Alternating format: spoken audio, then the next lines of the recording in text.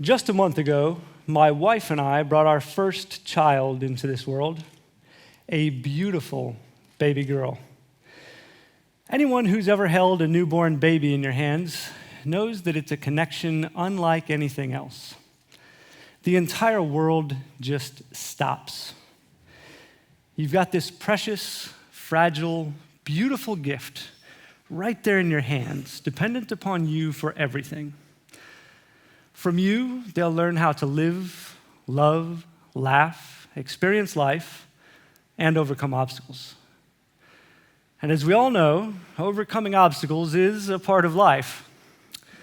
But what many here may not know is that how we choose to perceive difficult situations and overcome the obstacles before us is largely dependent upon our relationships. One of the most difficult challenges that I faced was returning home from war and reconnecting to society. Immediately upon finishing high school, I joined the U.S. Marines. I was seeking a sense of purpose and wanted to be a part of something bigger than myself. From the moment that I earned the title of United States Marine, I was no longer an individual, but rather an essential part of a functioning unit. There was no black, white, or brown. We were all Marine Corps green, and that was the only color that mattered. This bond intensified as we spent countless hours shivering together in the Pacific Ocean or suffering under the weight of a heavy pack. These shared experiences brought us together. The more we suffered together, the more we became a cohesive unit. Just a few months later, I was on my first deployment to Iraq. The bonds that we had forged in training now made us willing to risk injury or death to protect each other. I witnessed countless acts of bravery as Marines shielded each other from gunfire or explosions with their own bodies, and medics ran into open streets under heavy enemy fire to provide life-saving aid. Nobody was in it for the recognition. We simply loved each other and wanted to make sure that everyone made it home. But we weren't always successful. By the end of our 9-month deployment, more than 25% of my unit had been wounded, and we had all lost close friends. When I returned home, I was a college student and worked a full-time job. Yet, despite being surrounded by colleagues and thousands of fellow students, I felt depressed and disconnected. I chose to spend most of my time alone.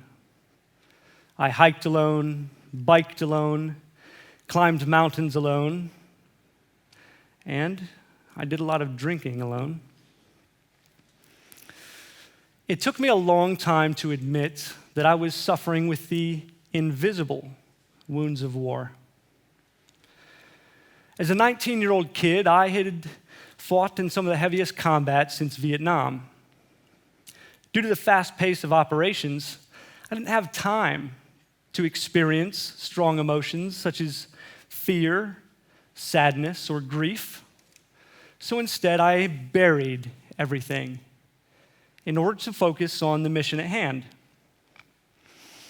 When I returned home, rather than taking responsibility for my transition as I should have and seeking help, I chose to continue to numb myself to emotions, including love and happiness. I pushed away family and close friends. It led me down a very self-destructive path. One day, in the bedroom of my college apartment, I decided to drink every single bottle of alcohol and put a loaded shotgun in my mouth.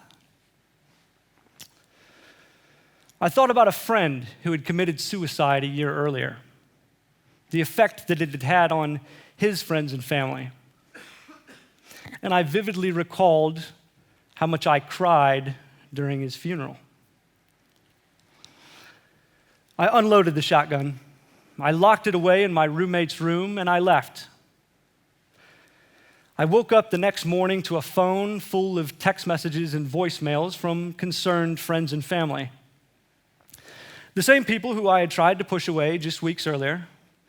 It was clear that they cared very deeply about me and were concerned about me. I realized that I was at the bottom of a hole that I had dug for myself. It was time to stop digging, throw down the shovel, and climb out. One day, a fellow Marine mentioned to me that he had been seeking counseling and professional help for his wartime experiences. He had served as a sniper in Iraq and Afghanistan, and he knew that we shared similar experiences from combat. He thought that speaking to a counselor would be good for me. At first, I told him, "No way, dude. I'm a big, strong U.S. Marine. I don't need to talk to anybody. I can handle my own emotions. I don't need anybody for anything." In the long run, I realized that he was right. His willingness to be vulnerable, to share with me that he was seeking help, made me feel like it was okay to do so as well. And I can't tell you how much I appreciate that and how big of an impact it had in my life. Making the decision to admit that I was struggling with something and ask for help was one of the most important decisions that I've ever made. He also introduced me to a group of military veterans who were doing international disaster response. They were using their military skills to help people affected by major natural disasters around the world, such as the Haiti earthquake in 2010, or the flooding in Pakistan, or the typhoon in the Philippines in 2013, or any number of other tornadoes, mudslides, wildfires, or other natural disasters. What they found is that as these veterans worked in their local communities alongside fellow citizens, conversation took place, bonds were formed, and the burdens of war were lifted. Immediately upon finishing college, I left for a year-long trip around the world.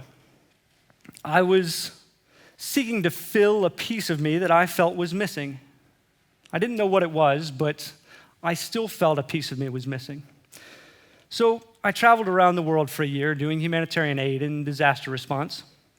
I lived in remote villages and worked on local projects with people, building schools or hospitals, digging water and irrigation lines in Africa, or working in orphanages. Along the way, I found something that I didn't even know I had been missing: empathy. Empathy is an essential part of connecting with other human beings. But when I had numbed myself, I lost the ability to view things from the perspectives of other people, or to feel their pain. It's hard to be a good friend if you can't sympathize with someone. The second thing that I found during this trip is that I realized that love is the most important thing in life. When I finished this trip around the world, I came to Norway. What I failed to mention earlier is that in college, while I was pushing everyone away, I met this beautiful Norwegian girl. She's the reason I'm here today. In 2014, I moved to Trondheim to be with Katrina, who is now my wife. We faced a bit of an uphill battle. I had no friends, no network, I didn't speak the language, and I had only a few short months to land a job.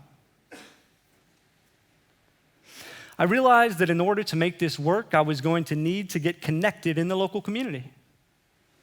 So I started volunteering, started talking with people, making friends. Eventually, I landed a job at a local software startup. Luckily, some of my colleagues have become my closest friends. But as we all know, you need friends outside of work. So I did what any good Midwestern American would do to make new friends in a new place. I started talking to people on the bus. or on the ski trails, or out hiking in the forest, just randomly talking to strangers. Hey, I'm Dave. How's it going? I'm new here. Oddly enough, it worked. What I realized is that belonging is an essential part of connectedness. Belonging is a human need, just like food, water, or shelter. It's a psychological need. The best part about belonging is that we all have the ability to make others feel like they belong. So, if you happen to be new to Trondheim, or Norway, or going anywhere else, I've got a few quick tips for you. It may make it a little bit easier. Tip number 1, go local. Climb the local mountains, experience the local food, embrace the bad weather, whatever it happens to be. You'll quickly find that if you go local and embrace the culture, the place where you are will quickly begin to feel more like home. And that's really essential to fitting in. Number 2, volunteer. I'm not sure if everyone here is aware of this, but the majority of events that take place here in Trondheim run on people's free time and willingness to contribute. TEDx is a perfect example of this. All of the people here, the TEDx staff, they don't get paid. But if you take the time, and I hope all of you do this, go up and shake someone's hand and say thank you, and get to know one of the TEDx staff members, what you'll very quickly find out is that they are bubbly, happy, exciting, outgoing, energetic, wonderful people.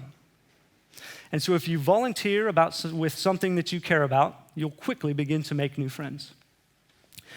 And number 3, take action. Have people over for 4th of July or Thanksgiving or plan a Christmas dinner. Choose something that's of value to you and share it with other people. It can be hiking, singing, dancing, arts, anything. What happens is that when you are vulnerable and you share a piece of yourself with someone else and you open up, it makes it much easier for people to see the real you. And that's who we all want to get to know, right? The real you. So do that. It may take a while for people to warm up to you. After all, this is a cold country. But if you do it, I'm very confident that it'll be one of the best decisions that you ever make. Just ask my wife and little baby Leslie over there. I'm sure that they will agree. Thank you.